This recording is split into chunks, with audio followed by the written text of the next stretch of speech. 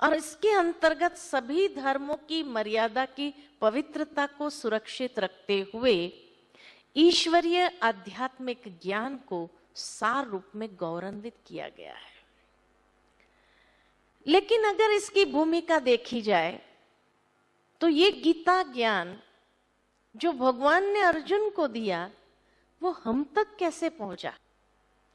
तो कहा जाता है कि महर्षि वेद व्यास जी निमित्त बने इस गीता ज्ञान को हम तक पहुंचाने के लिए। महर्षि वेद व्यास जी महान ऋषि थे और कई बार वो साधना में लीन रहते थे और उस साधना के दौरान उन्हें बहुत सुंदर अनुभव होते थे। ऐसे ही एक बार जब उन्हें दिव्य ज्ञान की प्राप्ति होने लगी तो साधना की अवस्था से जब नीचे आए तो उन्हें महसूस हुआ इतना ऊंचा ज्ञान मुझे मिला, ये ज्ञान तो सारी मानव जाति तक पहुंचाना चाहिए। परंतु जब उसको लिपिबद्ध करने बैठे तो कहा जाता है कि कुछ बातें भूल गए। तो सोचा ये आधा अधूरी बात, आधी अधूरी बात मुझे नहीं लिखनी चाहिए। तब वो समझते हैं कि दूसरे दिन भी इसका कंटिन्यूएशन होगा। तो भगवान से विनती करते हैं कि हे प्रभु, आप मुझे इतना ऊंचा ज्ञान दे रहे हो, लेकिन अगर मैं उसको लिख ही नहीं पाऊं तो मनुष्य तक कैसे पहुंचाऊंगा?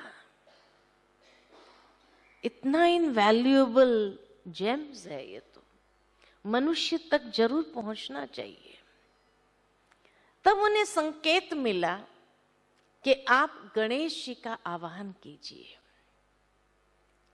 और महाभारत के आदि पर्व का 77वां श्लोक है जिसमें वो गणेश जी को विनती करते हैं और कहते हैं कि हे गणनायक, आप मेरे लेखक बनिए।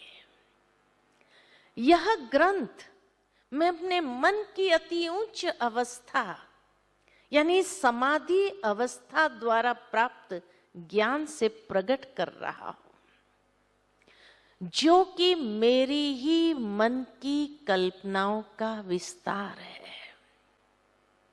बहुत स्पष्ट महर्षि वेद व्यास जी ये एडमिट करते हैं कि this is the imagination of my own mind.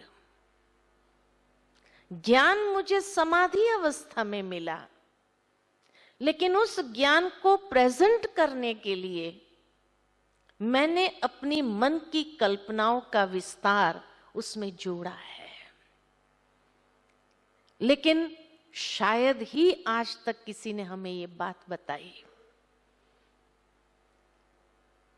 भावार्थ ये है कि जैसे मान लो कि कोई छोटा बच्चा है और उस बच्चे को मुझे कुछ मॉरल की बात सिखानी है, सिंपल मॉरल कि बेटा सच बोलना चाहिए। परंतु अगर मैं रोज सुबह उठ करके उसको एक ही बात कहूं कि बेटा झूठ नहीं, सच बोलना चाहिए, सच बोलना चाहिए,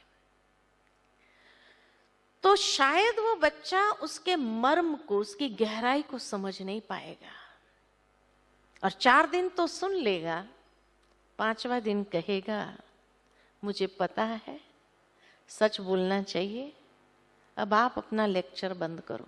कहेगा कि नहीं कहेगा?